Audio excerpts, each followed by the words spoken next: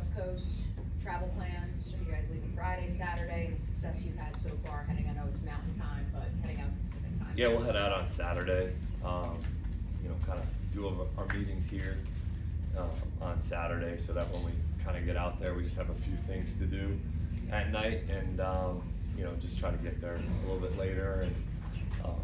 And look, we've obviously handled it well thus far in terms of the travel west. So hopefully we can continue to have the same mindset and mentality going into it. And it's a business trip. It's a good trip. It's a team that's I know is going to be fighting, and it's a great opportunity for us to again go on the road together as a team and prepare the right way.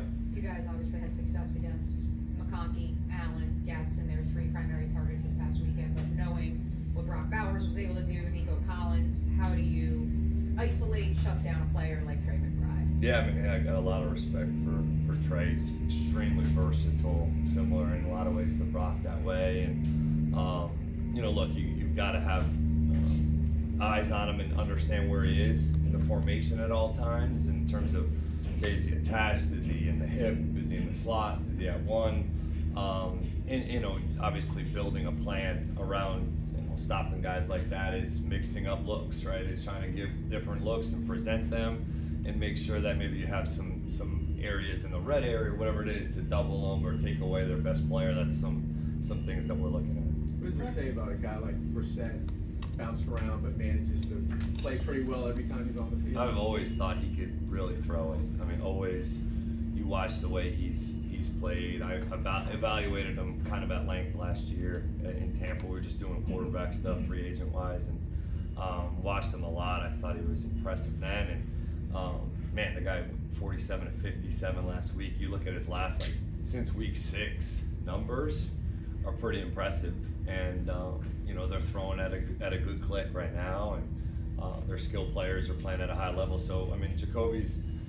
Everything I've heard of him, I don't know him personally, is just pro's pro, just not really outcome driven, and just kind of goes through it, knows his talent, knows that he can throw the ball really, really well at a high level. And you get into a situation ultimately, and it fits for them right now, and they've been able to score points. How do you as a coach just sort of keep the team with the momentum going up instead of having that up and then swift drop, that can happen throughout a week? Yeah, I mean, I think that's like we talked about. There's a stand. We set you ultimately in a season, right? There's highs and lows, but when you play like as we played on Sunday, there's a new standard now in terms of, okay, well, that's what it looks like when we prepare the way we did and got ourselves in the mindset mentality to go play that way, and performed obviously cleaner, right? It was obviously physicality and all that I really appreciated and we want every week, but it was just cleaner in a lot of ways in all 3 phases. And so that is the standard, and we all kind of owe it to each other in that room to uphold that standard moving forward in terms of the way that we go about our business, prepare, and ultimately play. So that's the thing about coaching and playing in the National Football League with long seasons, is the teams that can maintain and that sustained success and consistency throughout a number of weeks and give yourself a chance. Hey, Liam, after reviewing the Chargers game, what kind of step forward did Lawrence take in that second half? Yeah, I mean, he was being able to play on time and in rhythm. I thought we did a fantastic job in the protection, protecting him, kind of getting the ball out and trusting and anticipating some throws across the middle, and went through some progressions that I thought it was really clean. And again, he continued to get us in and out of the right plays all throughout the game. I mean, that was a huge deal. So a lot of that plan in the run game, had to do with Trevor owning and operating there. And then I thought in the drop back stuff, the slant, that he threw to Tim Patrick on the left side, just the ball was, coming out, spitting, playing fast. There's always ones you want back, but I thought he ran our offense really well in the second half. How can adding an experienced guy like Thornhill kind of help the younger guys in that room?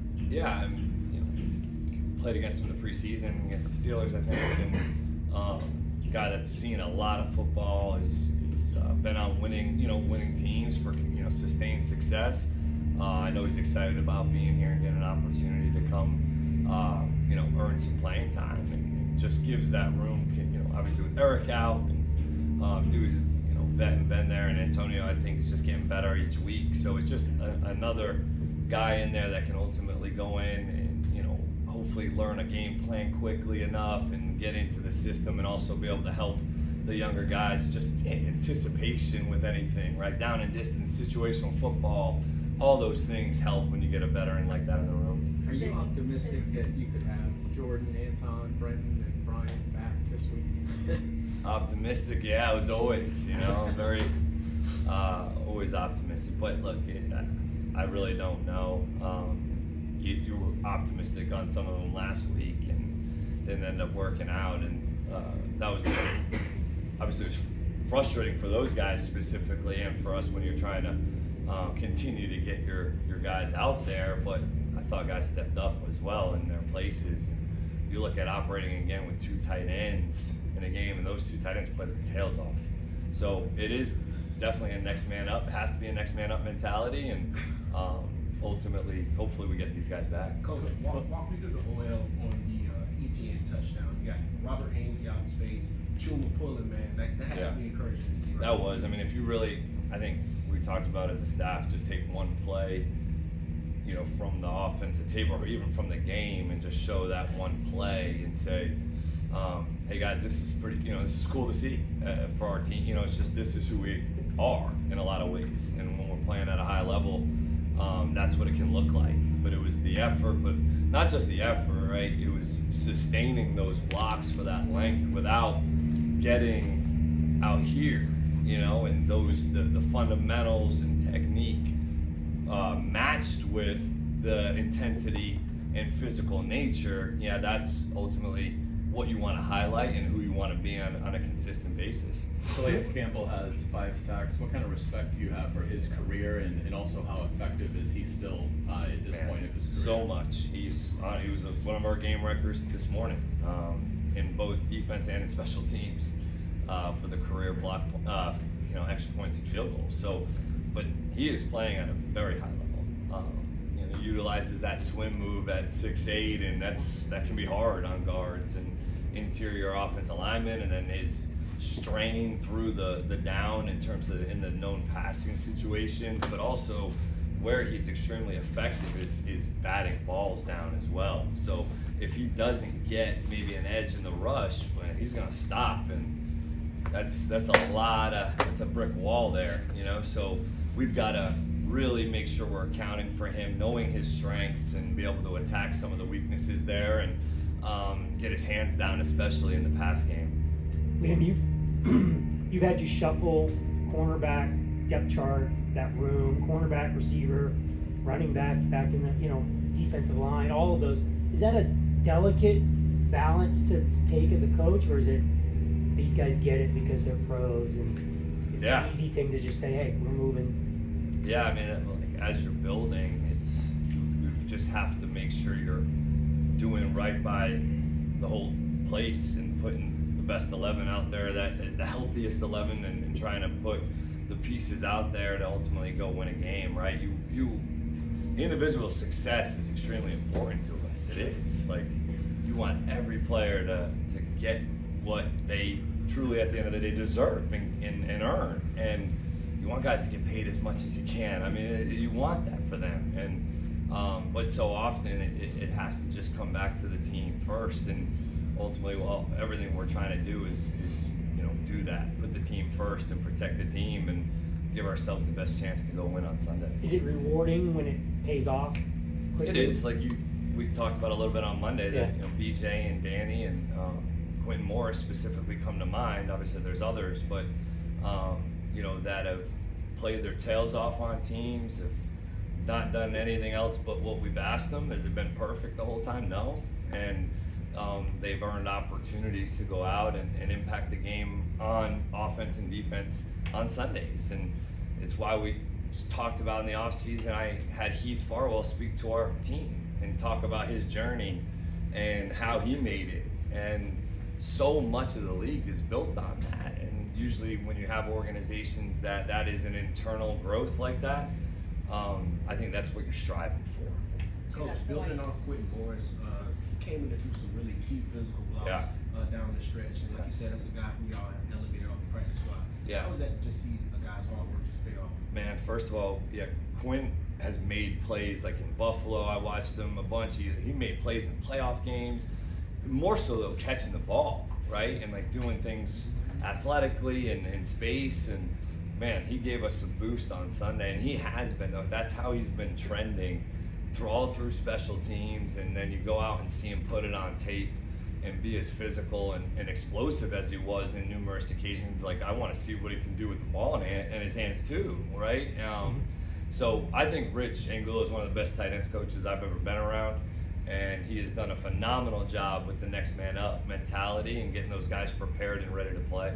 Does it feel like you're building more confidence and consistency in the receiving room as of late? Yeah, I mean, I think that, look, again, highs and lows in seasons at all position groups in different times, right? It's just, I think they are getting some, I agree with the consistency, catching the ball and making tough catches. Trammell made a really difficult catch on that first third down of the game. That was critical to get that drive continued. There's definitely the standard in there I know is high right now in terms of the way that they, want to go out and block and want to go out and compete out there and, making difficult plays and going and winning one-on-one matchups. So, you can definitely continue to see the standard in there raising. Or just since you brought up Trammell, him and LeQuint in the kickoff return, did you like that? Is that kind of the plan then moving forward with those two?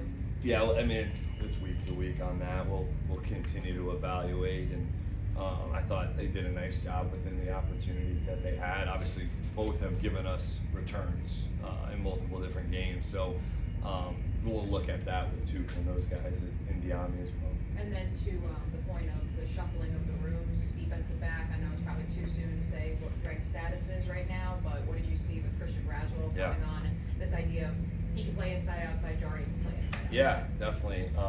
We'll know more a little bit on Greg, obviously, in the next day or so. But I thought Brad stepped in and did really nicely, and I thought he played really well through training camp, played well in the preseason, and really was not surprised by him going in and competing and doing nicely, doing a good job. So he's been somebody we've trusted, and that when his number was called, he was going to go in there and be like this. It's just kind of how he operates. It's the competitor, it's the preparation, it's the person. And Jarian, I think, again, has continued to take steps in the right direction as well, and being able to have some versatility there with J. Lou down, helped us big time, especially on Sunday, and we'll maybe have to do it again this week. We'll see.